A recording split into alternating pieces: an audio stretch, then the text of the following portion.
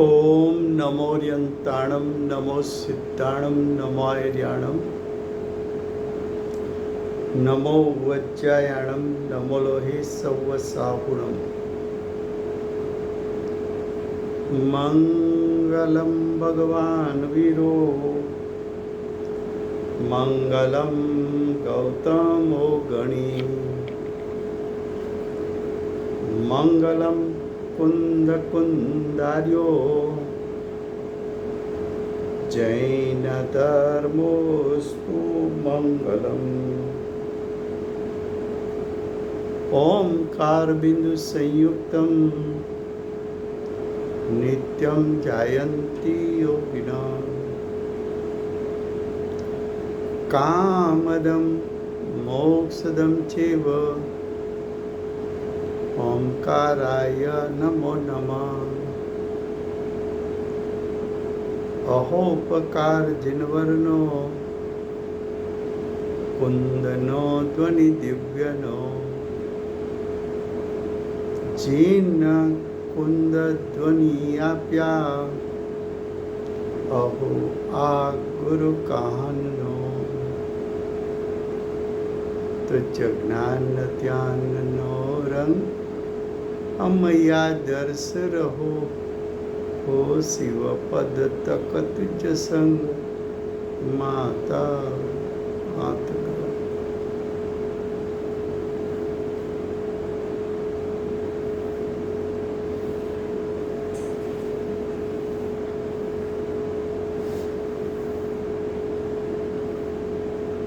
આ સમયસાર નામનું પરમ અધ્યાત્મ શાસ્ત્ર છે.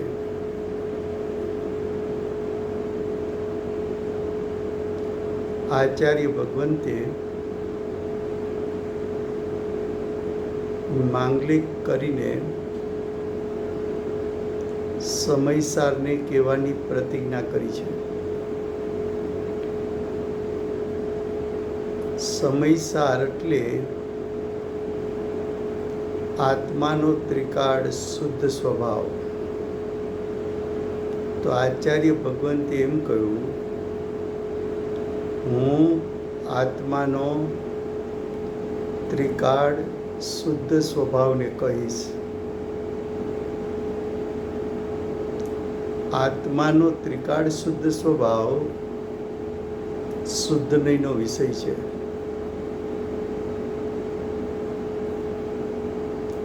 એમાં શ્લોક નંબર 6 ચાલે છે.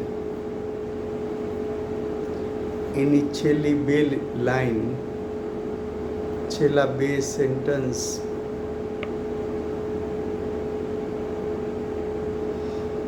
હિન્દીમાં ચાલ્યા છે. હવે ગુજરાતીમાં વળી જેટલું સમ્યક દર્શન છે તેટલો જ આત્મા છે. સમ્યક દર્શન તો એક સમયની આત્માના અનુભવ પૂર્વકની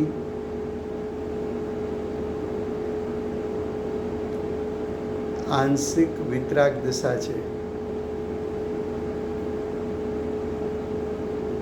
તો શું સમ્યક દર્શન જે એક સમયની પર્યાય છે એને શું આચાર્ય ભગવંત આત્મા કહે છે? તો કે ના, એવો અર્થ નથી. એનો અર્થ એમ છે કે સમ્યક દર્શન પ્રગટ કરવા માટે તે જે ત્રિકાળ શુદ્ધ સ્વભાવ પર દ્રષ્ટિ કરી તો સ્વભાવ પર દ્રષ્ટિ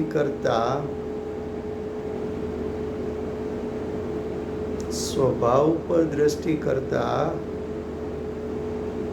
સ્વભાવનું શક્તિરૂપ સામર્થ જે તે પ્રતીત કર્યું એવું એ શક્તિરૂપ સામર્થ એટલો આત્મા એટલે ત્રિકાળ શુદ્ધાત્મા છે. પરિવાર, ગુજરાતીમાં પરિવાર. વાક્ય તો એમ છે કે જેટલું સમ્યક દર્શન છે તેટલો જ આ આત્મા છે. તો સમ્યક દર્શન તો એક સમયની આંશિક વિતરાગ પર્યાય છે. તો શું આત્મા એક સમયની આંશિક વિતરાગ પર્યાય જેટલો છે એવું કહે છે? તો કે ના, વાક્યમાં ગૂઢાર્થ છે,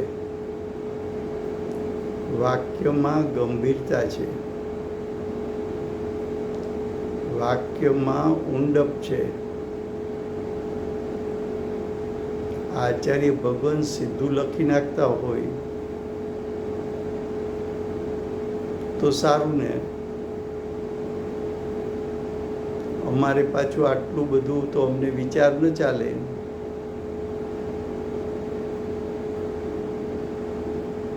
તો કે જો આચાર્ય ભગવાન સીધું લખી નાખે તો તું ચિંતન મનન શેનું કરીશ? ચિંતન મનન નહીં કર તો તારો ઉપયોગ સૂક્ષ્મ કેમ થશે? તારો ઉપયોગ જો સૂક્ષ્મ નહીં થાય તો સૂક્ષ્મ અરૂપી એવા ત્રિકાળ શુદ્ધાત્માને ગ્રહણ કેમ કરશે?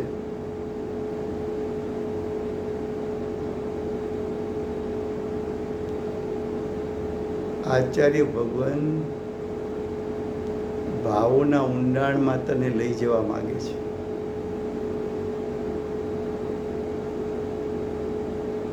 એ ભાવોના ઊંડાણમાં એક આત્માનું શુદ્ધ સ્વરૂપ છે, પરિપૂર્ણ છે,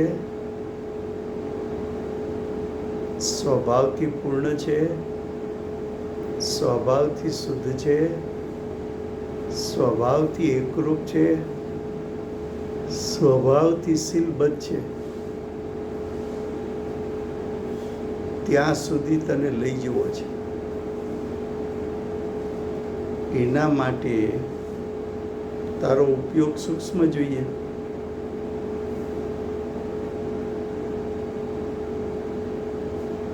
ભઠ્ઠામાંથી લોખંડને બહાર કાઢવું હોય તો મોટો સાણસો જોઈએ, જાડો મોટો સ્થૂળ સાણસો જોઈએ. પણ એક ડાયમંડને પકડવો હોય તો ડાયમંડ સૂક્ષ્મ છે, એને પકડવા માટે સૂક્ષ્મ એવી સમાણી જોઈએ.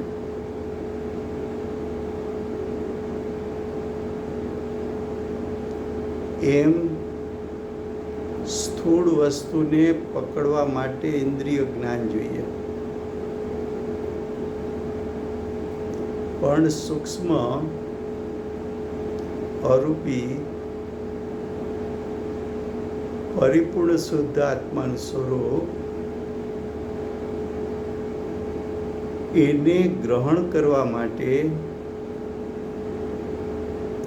ઉપયોગની એકાગ્રતા જોઈએ, ઉપયોગની સ્થિરતા જોઈએ, ઉપયોગ ધારદાર જોઈએ, એટલે કે ઉપયોગ સૂક્ષ્મ જોઈએ. એ ઉપયોગની સૂક્ષ્મતા તત્વ વિચારથી થાય છે. એ સૂક્ષ્મ ઉપયોગ આગમનું ચિંતન મનન કરવાથી થાય છે. ઉપયોગની ધાર કાઢવી પડે તારે. ત્યાં એક ગંભીર વાક્ય લખ્યું. શું લખ્યું? જેટલું સમ્યક દર્શન છે તેટલું જ આત્મા છે. હવે આનો ગૂઢાર્થ શું કરવો? ઊંડપવાળો અર્થ શું છે? સમ્યક દર્શન તો એક સમયની પર્યાય છે. આત્માનું સ્વરૂપ કઈ એવડું નથી.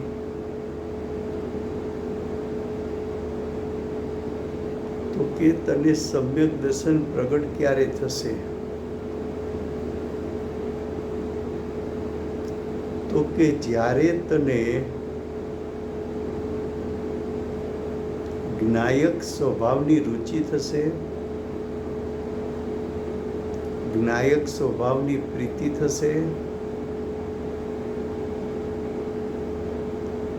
જ્ઞાયક સ્વભાવને જ્યારે તું ગ્રહણ કરીશ,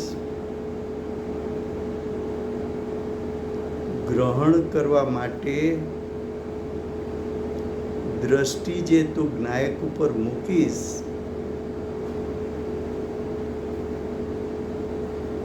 એ દ્રષ્ટિ જ્ઞાયક ઉપર પડતા તારા શ્રદ્ધાનમાં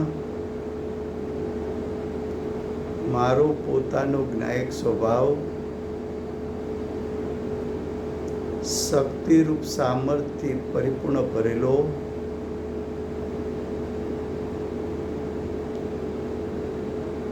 અનંત સ્વભાવી, એક એક સ્વભાવનું સામર્થ્ય અનંતું એવી અનંત શક્તિરૂપ સામર્થ્યનો પિંડ, એવો આત્મ સ્વભાવ પ્રતીતમાં આવતા મારું શક્તિરૂપ સામર્થ સિદ્ધ સમાન છે એવો નિર્વિકલ્પ નિર્ણય થવો, એને સમ્યક દર્શન કહેવામાં આવે છે. તો જે દ્રષ્ટિ જ્ઞાયક ઉપર પડી,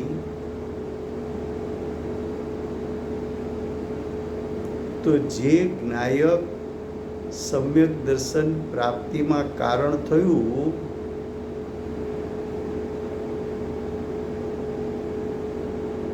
જે સમ્યક દર્શને જ્ઞાયક સ્વભાવના શક્તિરૂપ સામર્થ્યનું યથાર્થ શ્રદ્ધાન કરી લીધું, એવા સમ્યક દર્શનના વિષયભૂત જે આત્મા છે એટલો આત્મા છે.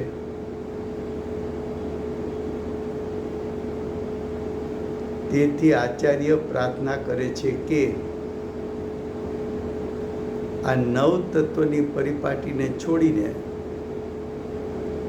નવ તત્વની પરિપાટી છોડીને એટલે ભેદોને છોડીને આ આત્મા એક જ, એટલે કે આ શુદ્ધાત્મા એક જ, એટલે કે આત્માનો એક શુદ્ધ સ્વભાવ જ અમને પ્રાપ્ત હો, એટલે કે એ જ અમને દ્રષ્ટિનો વિષય થાઓ. अब भावार्थ देखिए. भावार्थ में सर्व स्वाभाविक और नैमित्तिक अपनी अवस्था रूप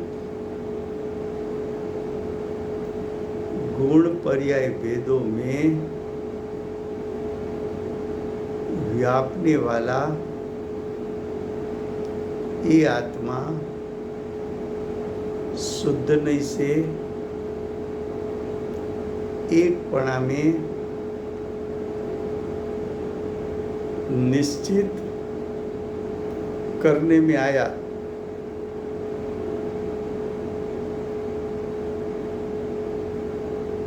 अर्थात शुद्ध नहीं से ज्ञायक मात्र एक आकार दिखाने में आया।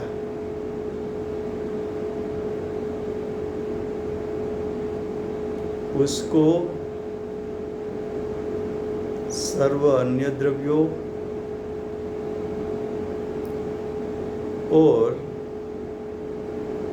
सर्व अन्य द्रव्यों के भावों से न्यारो देखना, न्यारो श्रद्धना, वो नियम से सम्यक दर्शन है।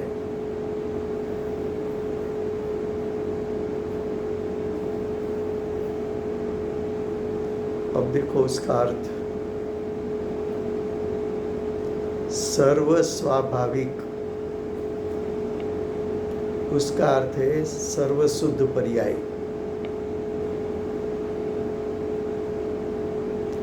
तथा नैमित्तिक, सर्व नैमित्तिक, सर्व शब्द दोनों को लागू होता है, स्वाभाविक को और नैमित्तिक को। तो जीव के सर्व शुद्ध परिणाम उसको सर्व स्वाभाविक कहा। नैमित्तिक जो कर्म के उदय में जुड़ने से व्रत पादि का स्वभाव जो उत्पन्न होता है, मोह राग द्वेष का जो भाव उत्पन्न होता है, क्रोध मान माया लोभ का भाव जो उत्पन्न होता है, हास्य रति अरति शोक भय जुगुप्सा का जो परिणाम उत्पन्न होता है, स्त्री वेद पुरुष वेद नपुंसक वेद का जो भाव उत्पन्न होता है,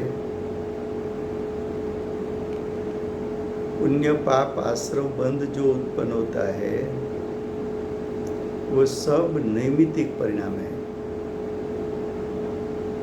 कर्म का उदय आया वो निमित्त, जीव उसमें जुड़ गया तो जीव की दशा में विभाव विकार यानी मोह राग द्वेष हुआ, वो नैमित्तिक है। तो जीव की सत्ता में सर्व उत्पन्न होते हुए शुद्ध परिणाम, सर्व उत्पन्न होते हुए नैमित्तिक परिणाम, वो सब अपनी स्वयं की अवस्था रूप वो जीव की अवस्था है।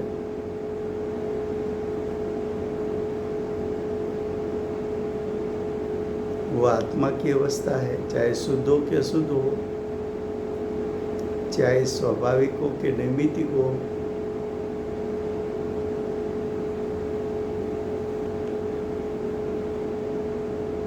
ऐसी अवस्था रूप गुण पर्याय भेदों में आत्मा के गुण अनंत, उसका भेद अनंत, अनंत गुण का भेद अनंत,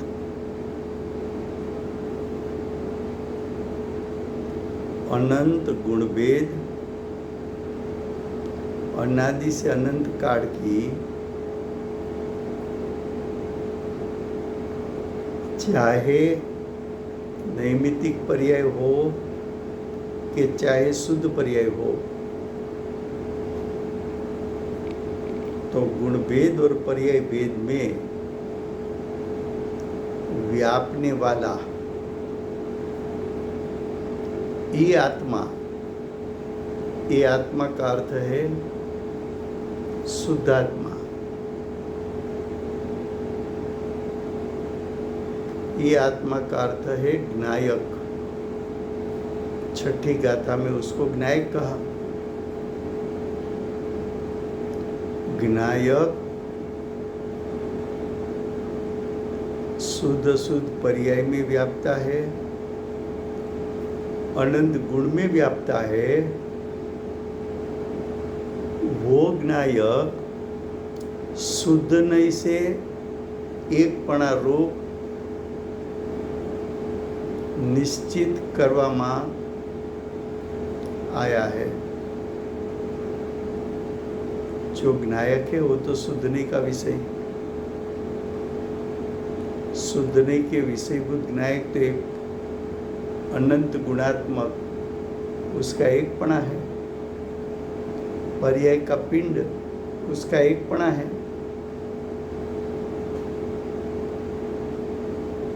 उसको निश्चित करने में आया, उसका निर्णय करने में आया कि ज्ञायक एक रूप है।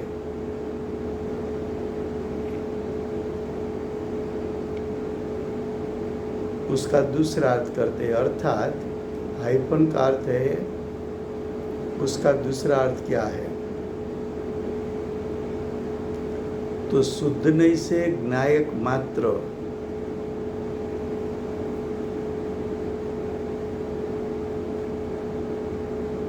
एक आकार दिखाने में आया। शुद्ध नहीं का विषयभूत ज्ञायक कैसा है? वो तो अखंड है, एक है, अभेद है, अभिन्न है, अंशी है, गुणी है, ध्रुव है, लक्ष्य है, गुण भेद से रहित है, पर्याय भेदों से रहित है, स्वभाव विभाव पर्याय से रहित है।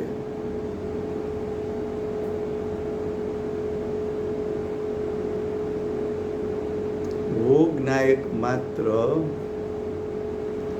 एक आकार, एक आकार का अर्थ है भेद रहित। आकार का अर्थ भेद करना है। एक आकार का अर्थ है अभेद। अभेद दिखाने में आया। अभेद दिखाने में आया कि अभेद है, तो क्या अभेद है ऐसा स्वरूप दिखाया।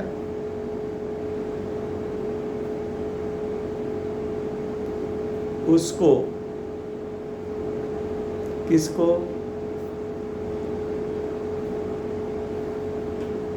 ज्ञायक मात्र को। ज्ञायक मात्र कैसा है? सर्व अन्य द्रव्यों से न्यारो, सर्व अन्य द्रव्य से भिन्न, तेरा ज्ञायक है तो त्रिकाण।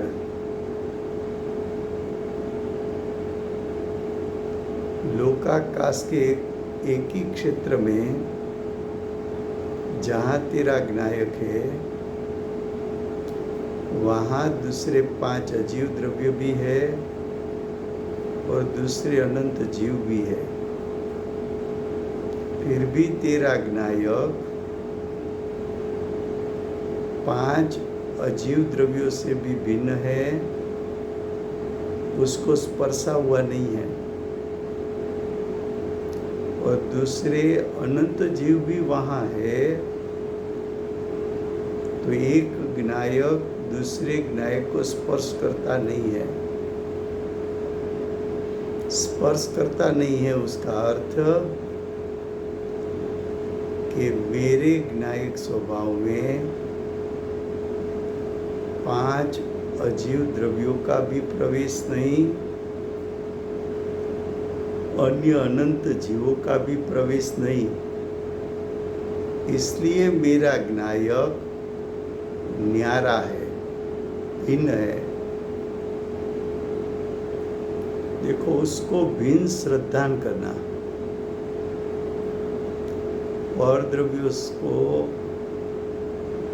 परद्रव्यों को मेरे ज्ञायक ने अनादि से आज तक कभी स्पर्श नहीं किया, ऐसा श्रद्धान में आ जाए, ऐसा ज्ञान में आ जाए तो सम्यक दर्शन, सम्यक ज्ञान की प्राप्ति होती है। अन्य द्रव्य से भिन्न पृथकत्व प्रकार का सम्यक दर्शन की बात है।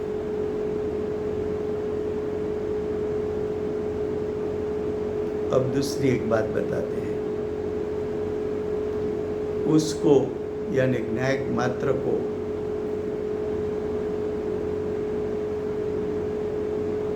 ज्ञायक मात्र को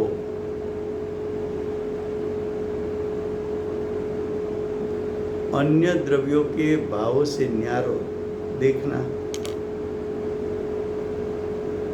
क्या कहा? अन्य द्रव्य भी परिणमन तो उसका होता है प्रति समय, लेकिन अन्य द्रव्य का परिणमन अन्य 5 अजीव द्रव्य का परिणमन अनंत दूसरे जीव का परिणमन वो मेरे ज्ञायक से न्यारा है, भिन्न है। तो मेरा ज्ञायक कभी भी परद्रव्य के परिणाम रूप हुआ नहीं। मेरे ज्ञायक में परद्रव्य के परिणाम का प्रवेश नहीं, वो तो प्रवेश नहीं है, लेकिन कर्म के उदय में जुड़ने से जो परलक्षी भाव विभाव उत्पन्न हुआ, वो मेरी सत्ता में उत्पन्न हुआ विभाव भी मेरे ज्ञायक स्वभाव में उसका भी प्रवेश नहीं। ऐसा ज्ञायक का श्रद्धान करना, ऐसा ज्ञायक का ज्ञान करना, उसको सम्यक दर्शन, सम्यक ज्ञान कहने में आता है। वो नियम से सम्यक दर्शन है, सिद्धांत से उसको सम्यक दर्शन कहा है। नियम से तुझे सम्यक दर्शन प्राप्त होगा।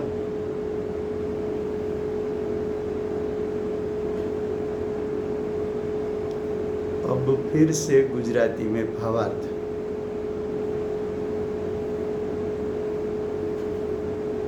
सर्व स्वाभाविक तथा नैमितिक પોતાની અવસ્થા રૂપ ગુણ પર્યાય ભેદોમાં વ્યાપનારો આ આત્મા શુદ્ધ નહીંથી એકપણામાં નિશ્ચિત કરવામાં આવ્યો। શુદ્ધ નહીંથી જ્ઞાયક માત્ર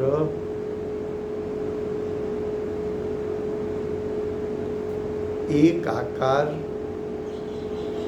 દેખાડવામાં આવ્યો। તેને સર્વ અન્ય દ્રવ્યો અને અન્ય દ્રવ્યોના ભાવોથી ન્યારો દેખવો, એટલે કે શ્રદ્ધવો,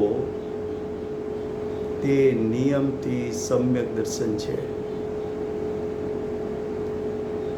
ત્યાં સેન્ટેન્સ પૂરું થાય છે। હવે એનો અર્થ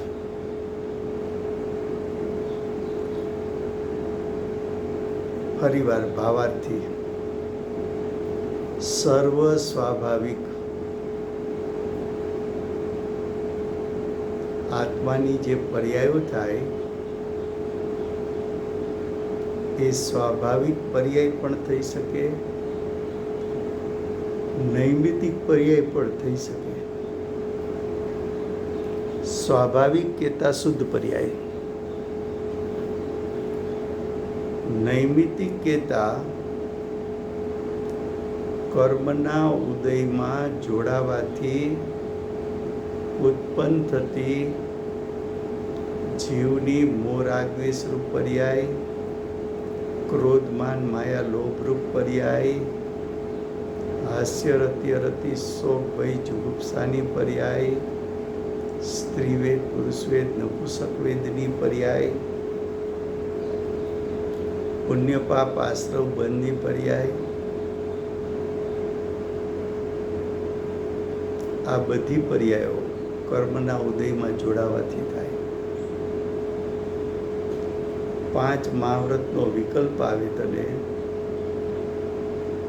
ઉપવાસ આદિનો વિકલ્પ આવે, કોઈ જીવોની રક્ષા કરવાનો ભાવ આવે, દાનાદિ કરવાનો ભાવ આવે, એ બધા નૈમિતિક પરિણામ છે. કર્મના ઉદયમાં જોડાવાથી ઉત્પન્ન થયેલા પરિણામ. તો જીવ 2 પ્રકારના પરિણામ કરી શકે છે. સ્વનું લક્ષ્ય કરે તો સ્વાભાવિક પરિણામ, કર્મના ઉદયમાં જોડાય તો નૈમિતિક પરિણામ. આ બધી પોતાની અવસ્થા છે. જીવની સત્તામાં ઉત્પન્ન થતી પર્યાયો છે. જીવની પર્યાય છે. આવી જીવની અનંત પ્રકારની પર્યાય થાય. અને આત્મામાં ગુણો પણ અનંત પ્રકારના છે. તો એ અનંત પર્યાય અને અનંત ગુણોમાં વ્યાપનારો, ફેલાઈ જનારો આ આત્મા એટલે જ્ઞાયક. આ આત્મા એટલે આત્માનો શુદ્ધ સ્વભાવ અને વિભાવરૂપ પર્યાયમાં પણ વ્યાપે છે, અનંત ગુણોમાં પણ વ્યાપે છે.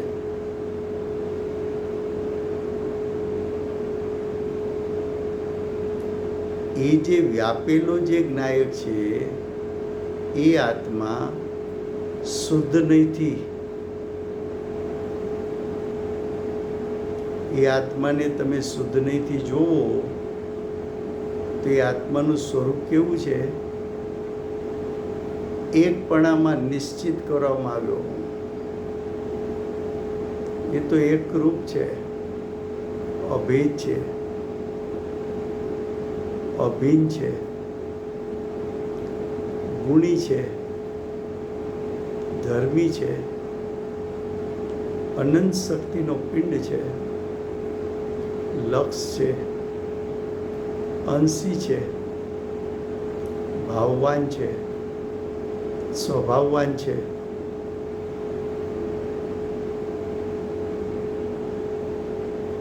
આ શુદ્ધ નહીંના વિષયભૂત વિનાયકનું સ્વરૂપ બતાવ્યું. હવે એ જ વાતને બીજી રીતે કહે છે કે શુદ્ધ નહીંથી એટલે શુદ્ધ નહીંથી જોવામાં આવે તો જ્ઞાયક માત્ર એક આકાર એટલે ભેદ, પણ એક આકાર એટલે અભેદ. તો શુદ્ધ નહીંથી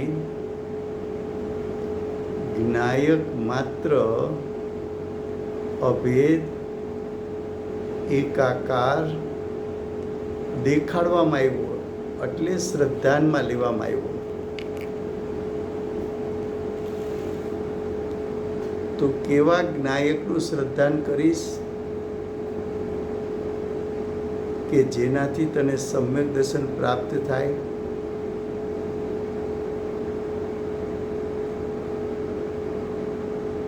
તો કે હું તો અભેદ એકાકાર જ્ઞાયક એનું શ્રદ્ધાન કરીશ તો સમ્યક દર્શનની પ્રાપ્તિ થશે. હવે જે શુદ્ધનીના વિષયભૂત જે જ્ઞાયક છે, જે એકાકાર છે, જે અભેદ છે, તેને એટલે એકાકાર આત્માને, જ્ઞાયક માત્ર ને, જ્ઞાયક માત્ર ને. હવે જ્ઞાયક માત્ર કેવો છે? સર્વ અન્ય દ્રવ્યથી ન્યારો દેખવો. દેખવો એટલે શ્રદ્ધવો. દેખવો એટલે શ્રદ્ધવો. શબ્દનો શબ્દાર્થ ખબર ન હોય તો શાસ્ત્રનો અર્થ કેવી રીતે નીકળે? શાસ્ત્રનો ભાવ કેમ પકડાય? એકવાર અભ્યાસ કરે, 2 વાર કરે, 3 વાર કરે, 4 વાર કરે, એનું ચિંતન મનન કરે તો ભાવ સુધી પહોંચે.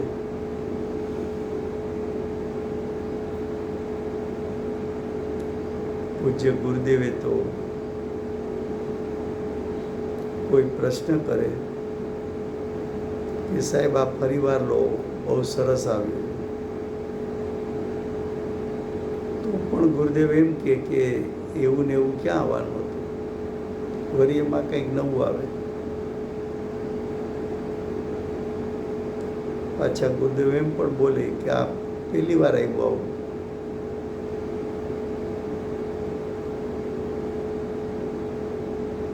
કારણ કે તારો જ્ઞાયક અનંત ભાવોથી ભરેલો છે.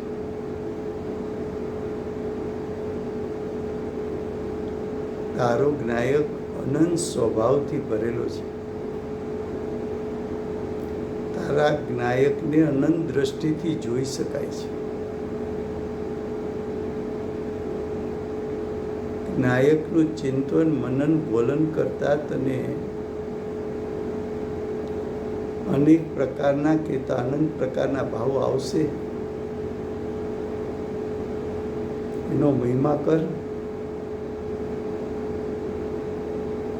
તો કે છે,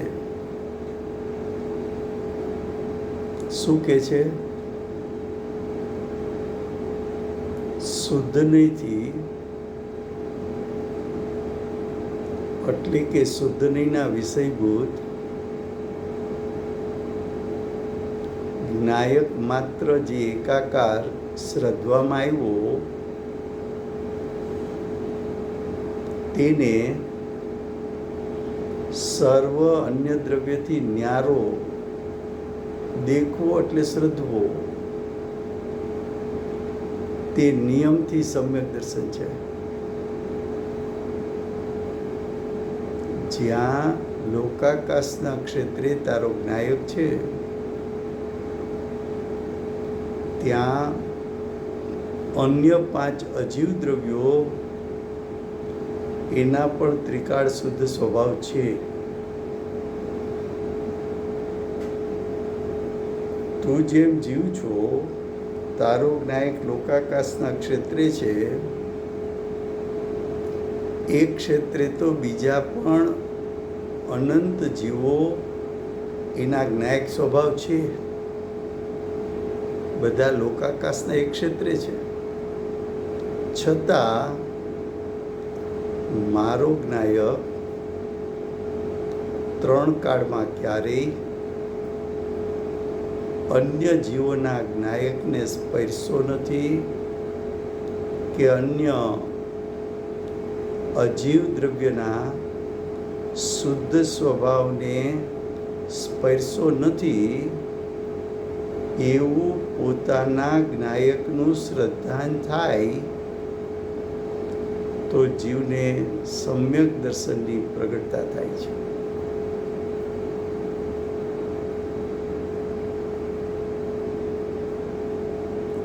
સમયસાર છે સહેલું, શાંતિથી અર્થ કરે.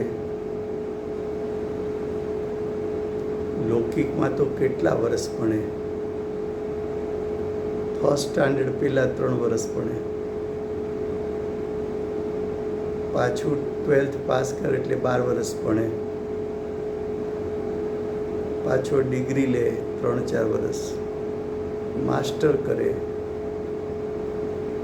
પાછો PhD કરે.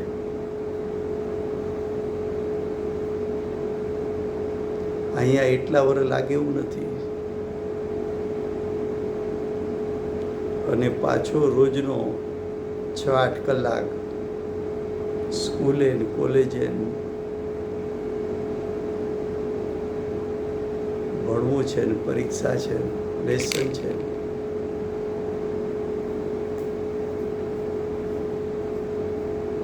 ગુરુદેવ 6 ગુજરાતી ભણ્યા. આવા ગહન શાસ્ત્રોના અર્થ ખોલ્યા. આમાં લૌકિક શિક્ષણની ક્યાં જરૂર છે?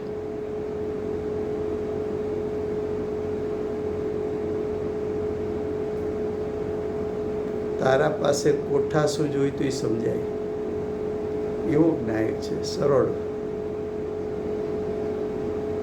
એનું સ્વરૂપ, સ્વરૂપ, સ્વસ્વભાવ, સ્વભાવ સહજ હોય. જે સહજ હોય, જેમાં માયાચાર નથી. માખણ મોઢામાં મૂકે તો અંદર ઉતરી જાય.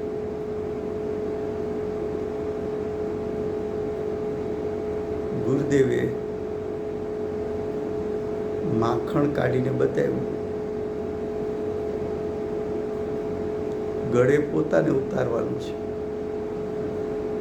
એ ગુરુદેવ ઉતારી દે એમ નથી. ગુરુદેવ તને સમજાવવા, પ્રભુ કે ભગવાન કે કરુણા કરીને કે ભાઈ અનંત કાળથી દુઃખી છો, આ સાંભળ.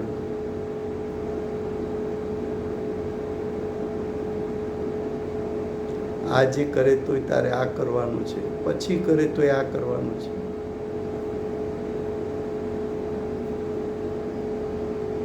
અને ગુરુદેવ ચાબુક મારીને પણ સમજાવે. મૂઢ છો, અજ્ઞાની છો, આકરા શબ્દ કે. વધારે આકરા થાય તો કે નપુસક છો.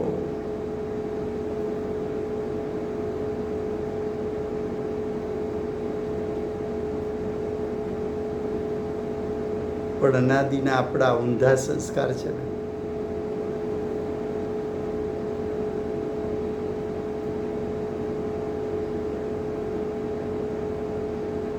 માતાજીએ સરળતાથી ગ્રહણ કરી લીધું. એ સરળતા, સજ્જનતા, પ્રમાણિકતા, ગુરુદેવ પ્રત્યેની ભક્તિ, વિશ્વ પ્રત્યેની ઉદાસીનતા, વૈરાગનું જોર, એકાંત, તત્વનું ગોલન, ગુરુદેવની વાણીને 5 ઇન્દ્રિયને મનને એકાગ્ર કરીને સાંભળીને સોસરવટ ઉતારવી, પુરુષાર્થ વેગવંતો, ધ્યેયલક્ષી પુરુષાર્થ. આ ભવે સમ્યક દર્શન પ્રાપ્ત કરીએ છૂટકો, એવો ધ્યેયલક્ષી પુરુષાર્થ. પરિણામનું નિરીક્ષણ,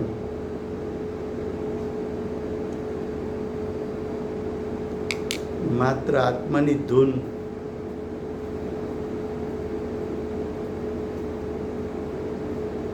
એવું જીવન બનાવે તો પ્રાપ્ત થાય.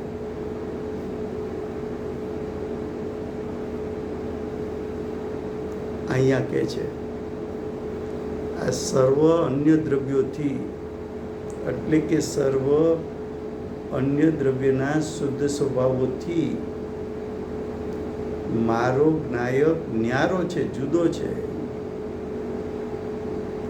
એવું જો તને શ્રદ્ધાનમાં આવે, ભેદરૂપ શ્રદ્ધાનમાં આવે, પરના સ્વભાવોથી મારા જ્ઞાયક સ્વભાવ ભિન્ન છે એ તરફ દ્રષ્ટિ પડે તો સમ્યક દર્શન પ્રાપ્ત થાય. પછી બીજી વાત કરે છે, અન્ય દ્રવ્યના ભાવોથી ન્યારો. 5 અજીવ દ્રવ્યો પ્રતિ સમય પરિણમે છે અને બીજા અનંત જીવો પણ પ્રતિ સમય પરિણમે છે. એની સત્તામાં ઉત્પન્ન થતા પરિણામ એનાથી પણ તારો જ્ઞાયક ભિન્ન છે, જુદો છે, ન્યારો છે, એવું યથાર્થ ભેદરૂપ શ્રદ્ધાન થાય તો તને સમ્યક દર્શનની પ્રાપ્તિ થાય છે. હવે આગળ કહે છે, अब आगे व्यवहार नहीं आत्मा को अनेक भेद रूप कहकर सम्यक दर्शन को अनेक भेद रूप कहकर वहाँ दोष आता है, व्यभिचार आता है, नियम नहीं रहता. क्या कहा? व्यवहारनी का विषय गुणभेद है, पर्याय भेद है.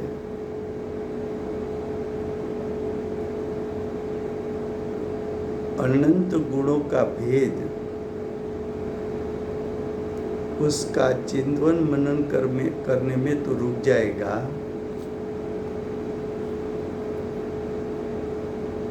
क्योंकि व्यवहारनी का विषय तो गुणभेद तो अनंत प्रकार का है और पर्याय का भेद भी अनंत प्रकार का है.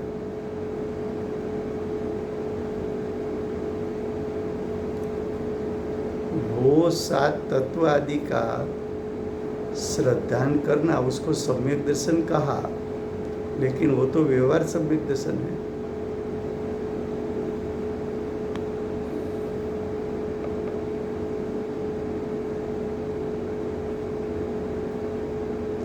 व्यवहार का विषय भेद है और भेद में रुकने से तो राग उत्पन्न होता है. भेद का लक्ष्य करने से भी विभाव उत्पन्न होता है.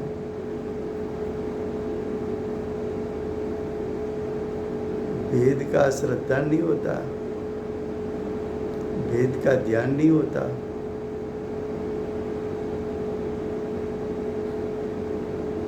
पर्याय का भेद तो भेद भी है और अनित्य भी है.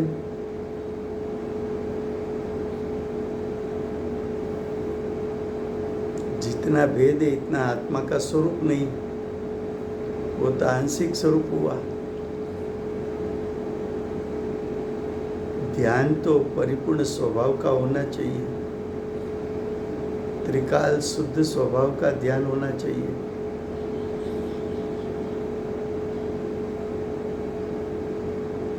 पर्याय का तो ध्यान कैसे कर सकता है? एक तो भेद है, दूसरा अनित्य है. अनित्य पर दृष्टि ठहरेगी कैसे?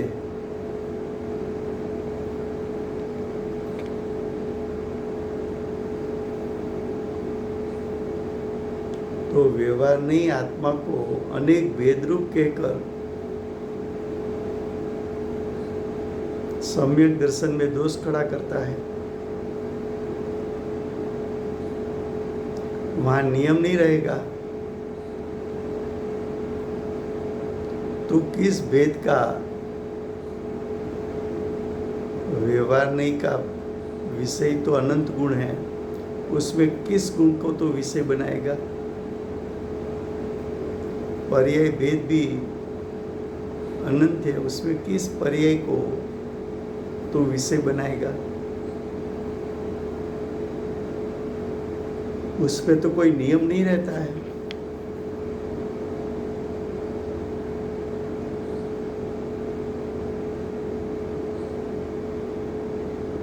लेकिन शुद्धने के पास पहुंचने से व्यभिचार यानी दोष रहते नहीं। उसका अर्थ क्या कि भेद को गौण कर और अभेद के पास पहुंच जा।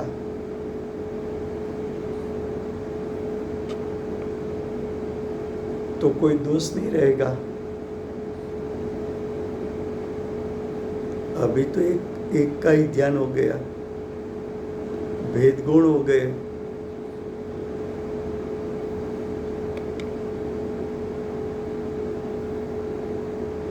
तो नियम से किसका श्रद्धान करे? तो कि शुद्धने के विषयभूत ज्ञायक का श्रद्धान कर, वो नियम है।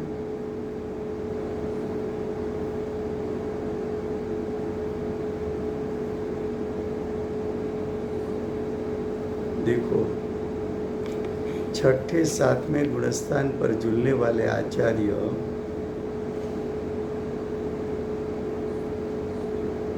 आत्मक स्वभाव की स्थिरता में से बाहर आकर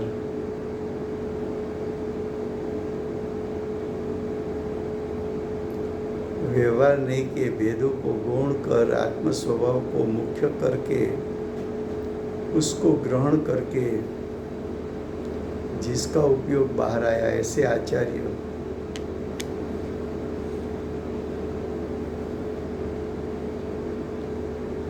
जिस आचार्य ने विनायक का आश्रय लिया है, शुद्धने के विषयभूत शुद्धात्मा का आश्रय लिया है, जिसकी दृष्टि ने विनायक का शक्ति रूप सामर्थ का नाप निकाला है, ऐसा आचार्य कहते हैं कि गुणभेद को गौण कर दे और ज्ञायक को मुख्य कर दे।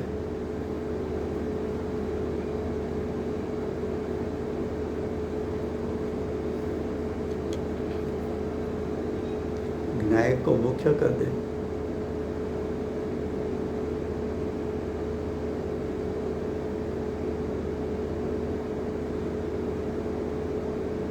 शुद्धने के विषयभूत ज्ञायक के पास पहुंचोगे तो कोई दोष यानी विकल्प नहीं रहेगा। विकल्प वो दोष है,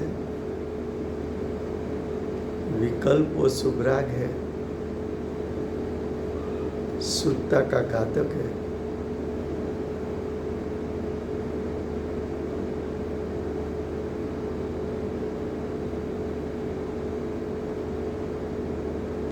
अंदर में से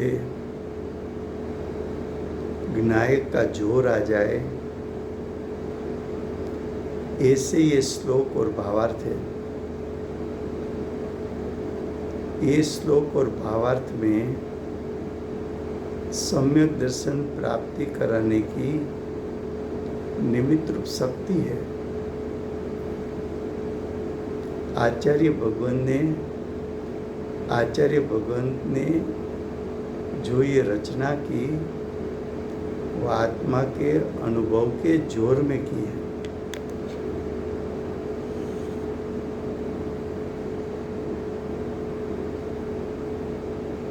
देखो फिर से गुजराती में, व्यवहार नहीं, आत्मा ने अनेक भेदरूप कही। વ્યવહારનો વિષય અનંત પ્રકારના ગુણભેદ, અનંત પ્રકારની પર્યાય ભેદ, તો તું એકાગ્ર ક્યાં થઈશ? અનંત અનંત અનંત ગુણભેદ, અનંત અનંત પર્યાયના ભેદ,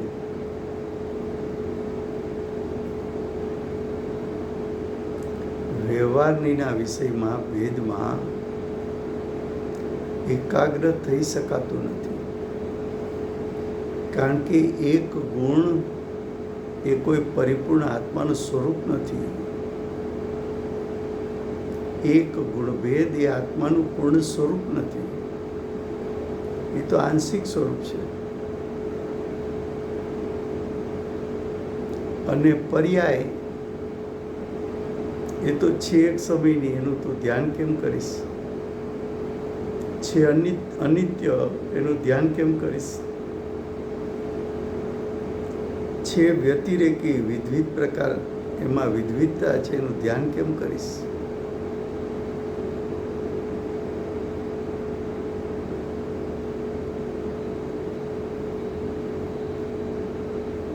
હાજી.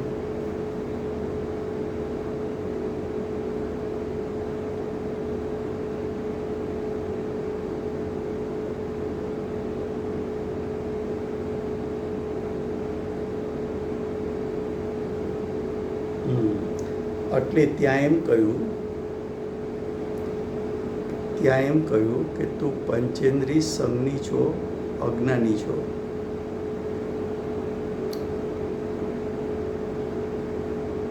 આપણે અજ્ઞાની છીએ, મિથ્યા દ્રષ્ટિ છીએ, પંચેન્દ્રિય સંઘની છીએ. હવે સીધું અભેદને ગ્રહણ કરી લેવાની આપણી શક્તિ નથી. તો તારે એ શક્તિ ડેવલપ કરવી પડશે.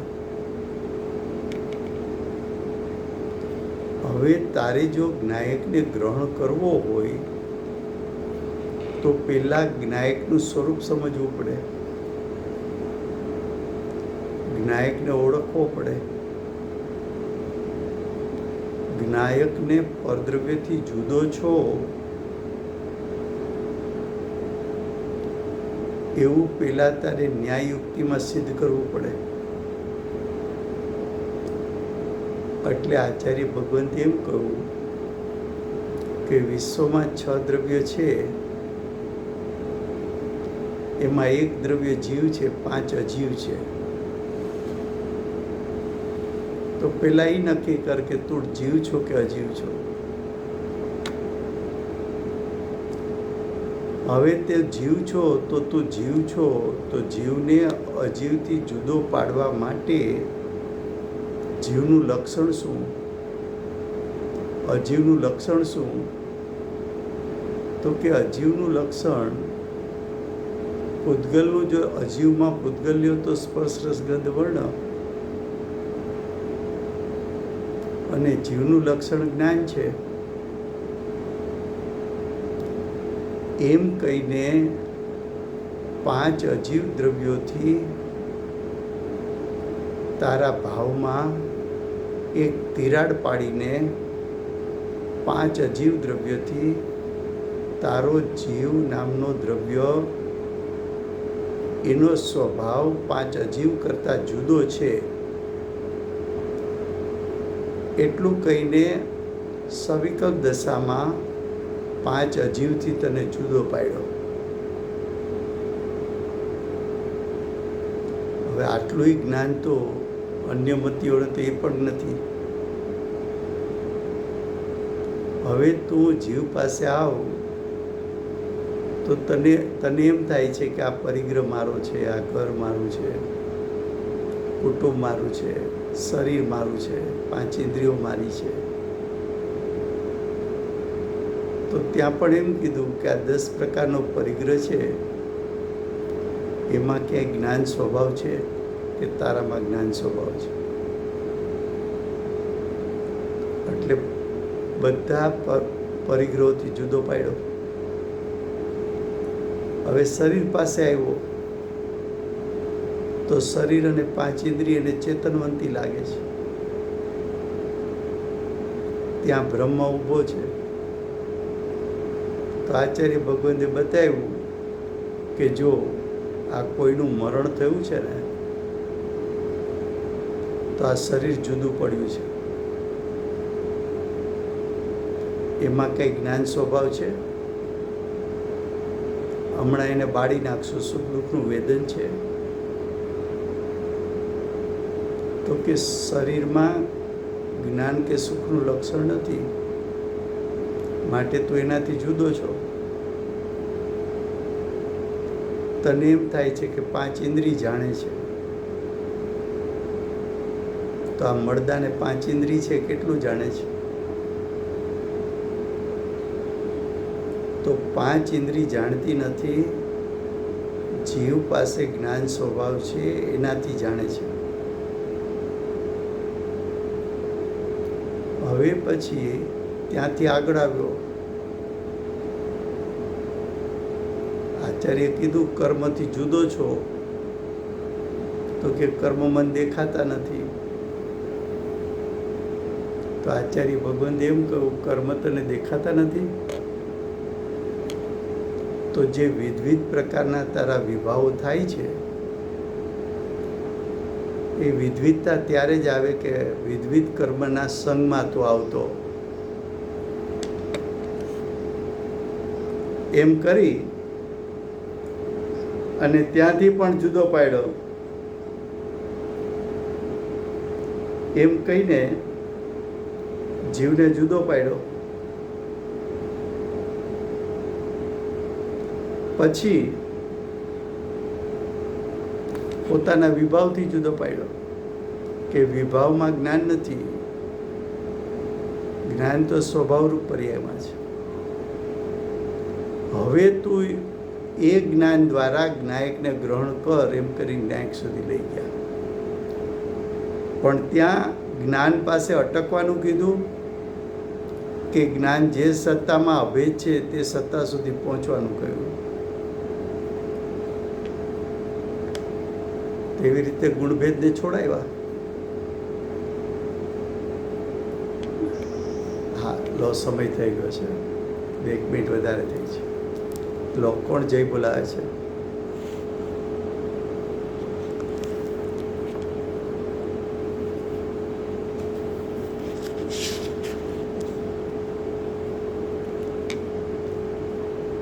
કોણ જય બોલાવે છે?